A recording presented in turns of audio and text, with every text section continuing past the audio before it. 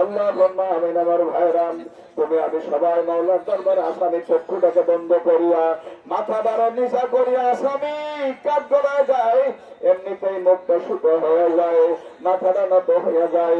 তুমি আমি সবাই মাওলার দরবারে মাথা উঠাইয়া জলমার মতো মাওলার ডাক দেয়া বলো, আল্লাহ তোমার নেককার বান্দার ভাবনা, তোমার নেককার বান্দার অভাব নাই, জান্নাতে নেওয়ার মতন বান্দার অভাব নাই। তুমি যদি মাফ না করো আমাদের তো জাহান্নাম ছাড়া উপায় নাই। ও মা বোনেরা, কথায় কষ্ট পাইতে পারো, কষ্ট দেওয়ার জন্য তো কেউ বলি না। তোমরা আমার শত্রু না, মনকে বুঝাইয়া বলো, নবী বলছেন জাহান্নামে মহিলারা বেশি যাবে, যদি আমার মাওলা মাফ না করে উভয় কি হবে? ও মা বোনেরা, মনকে বুঝাইয়া বলো, বিয়ার দিনে শাড়ি চুড়ি অলঙ্কার পরিয়া কত আনন্দের সাথে স্বামীর বাড়িতে আসছিল, তোমার ঘরে ঘরে ঘরে দরজা দিয়ে ঘরে উঠলো, মহিলারা দেখার জন্য এলো, তখন মানুষেরা মুখের উপর থেকে কাপড় সরে তোমার নূতন বউ ঘুরে দেখালো।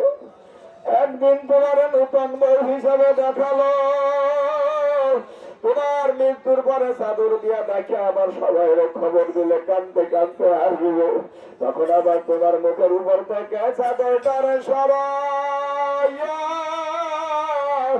তোমার লাশটা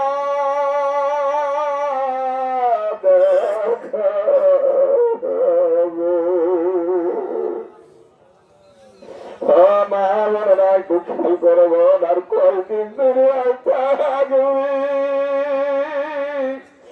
আর কত নগর বাড়ি ঘুরে মাওলার কাছে হাজির হবে।